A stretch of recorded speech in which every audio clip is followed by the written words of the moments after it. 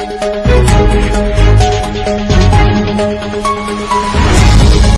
પણ બાતમી હતી કે આ બોટમાંથી અમુક સામાન એક ગાડીમાં શિફ્ટ થઈ રહ્યો છે. એના આધારે અમે ગાડી ઇન્ટરસેપ્ટ કરી, ગાડી રોકવામાં આવી. ગાડીમાંથી 2 આરોપી અમને એટ એ ટાઈમ પહેલા મળ્યા.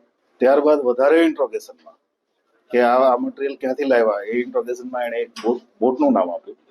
એ બોટ અમે જે ડાઉટફુલ બોટ હતી અમારી, એ અમારા વોચમાં પણ હતી.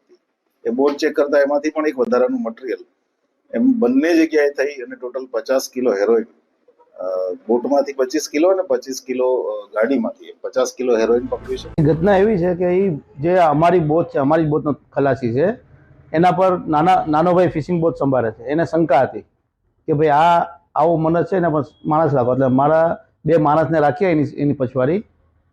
અને જેવી ફિશિંગમાંથી બોટ આવીને એટલે રાત્રે માણસ છપીને રહ્યો હતો. એટલે રાત્રે બોટ ઉપર એક નવી ગાડી આવી, તો એની પછવાડી વોચમાં રાખવાનું કીધું કે રહેવો. એટલે જરાક વાર થઈ તો એમાંથી 2 ખલાસી ઉતરી આપણા. એ ચેક કરીને પાછા ગયા, પાછો એક કોથળો કરીને ગાડીમાં મૂક્યો. ટ્રાફિકના હિસાબે ગાડી સ્લો થઈ એટલે એક છોકરો આવીને ગાડીની આગળ બાઇક નાખી, એટલે ગાડી રોકાઈ ગઈ. એને પૂછ્યું ને કે શું છે આમાં, તો કે મને ખબર નથી. એટલે એને લઈને સીધા એક જગ્યાએ ગયા કે ભાઈ આ શું છે આની પાસે. કે ભાઈ મને ખબર, મને લોકેશન આપ્યું તો અહીં જવાનું. અને એ ભાઈએ આમ કર્યું ને રાત્રે સેટેલાઇટ ફોન જમા કર્યો અને પોલીસને એસપી સાહેબને જાણ કરી. હું કે સાહેબ સેટેલાઇટ ફોન મળ્યો. એટલે ખુદ એસપી સાહેબ રાતના ઉઠીને પાછા પોલીસ ચોકી આવ્યા.